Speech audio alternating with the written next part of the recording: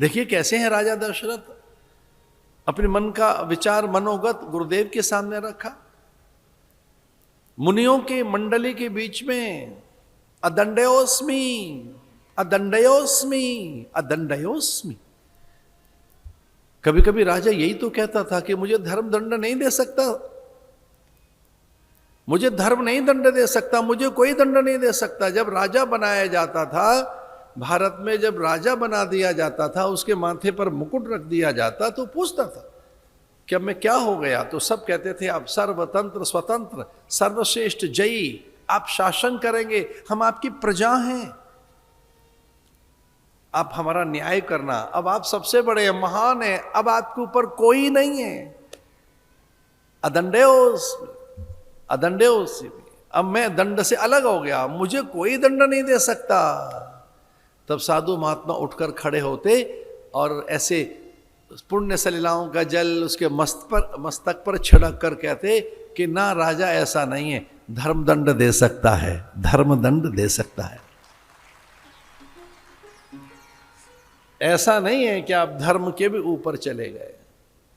इसलिए गुरु को प्रणाम किया कि हे देव आपकी आज्ञा हो तो जो पांचई मत लागई नीका, करऊं हर्ष ही रामई टीका। ये जो पांच चाहते हो, पांच कौन से? वेद मत, शास्त्र मत, जो पांच चाहते हो। वैदिक गुरु क्या कह रहे हैं? वेद कहता क्या है? वेद के अनुकूल राम है क्या? शास्त्र मत क्या कहता है?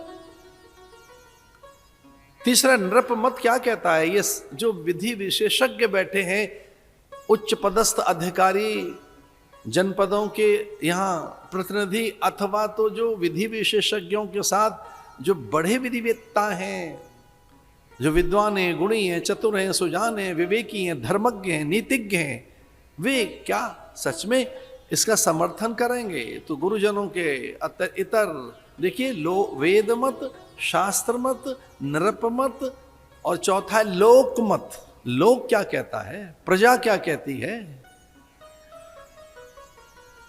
ध्यान रखना, सब हां कह दें और परिवार की सम्मति न लें तो कई बार बाधा आ सकती है। एक है परिवार का मत।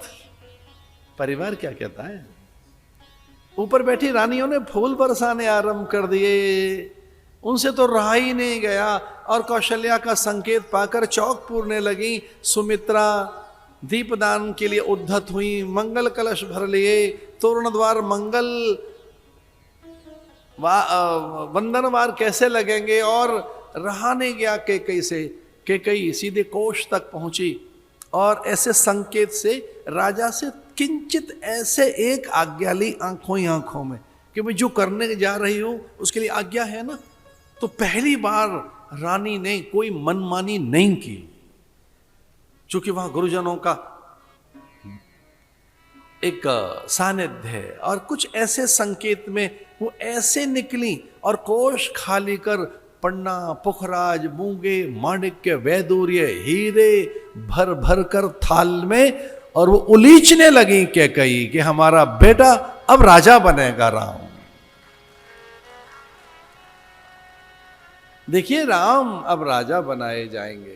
कैकई से रहा नहीं गया, रत्नों का दान कर रही है, वैदूर्य न्यौछावर कर रही है, सुंदर पुखराज, माणिक्य, मूंगे, मोती, उस काल के विविध रत्न, जब इतनी महंगी चीजें ही न्यौछावर की जा रही हैं तो सोने के सिक्के क्या होंगे फिर उनके सामने? फिर स्वर्ण दान क्या? फिर उस समय तो चांदी के सिक्के चलते भी नहीं थे, सचमुच त्रेता में तो चांदी के सिक्के थे ही नहीं। न्यौछावर के लिए कहीं स्वर्ण रहते भी हों धातु, तो वो तो बड़ी कुछ थी ही नहीं। रत्न, मणि पर्वत तो पहले ही वहां है, उसे छुआ तक नहीं था। कैकेयी, सुमित्रा और कौशल्या ने पहले ही इतना है। आप जानते हैं एक मणि पर्वत बन गया, इतनी आई, 100 तो दासियां आई थी। आप कल्पना नहीं कर सकते। 24,000 परात भरकर रत्न आए थे, और कितने ही छकड़े गाड़ियों में हाथियों पर लद कर न जाने कितने ही रथों में कितनी ही सामग्री आई थी। तो राजा ने कहा बाद में विचार करेंगे, ने बाहर रख दो। दक्षिण में, अयोध्या के दक्षिण के एक बड़े मैदान में वो रख दिए गए सामग्री। उसे छुआ तक नहीं गया, जरूरत ही नहीं है। और उसके ऊपर फिर कब धीरे धीरे मिट्टी और अंकुरण होने लगा, और कब उस पर पर्वत पर वृक्ष उग आए। दहेज की चीज जो आदर कर लेते काम ही नहीं आई। इतना कुछ पहले है। जहां कुबेर चाकर बनकर खड़े हों, ब्राह्मणों के झुंड में ब्रह्मा जी पहुंच गए, रहा नहीं गया महादेव से। और वो सन्यासियों के समूह में बम बम बम करते हुए द्वार पर खड़े मिले। महादेव से रहा नहीं गया।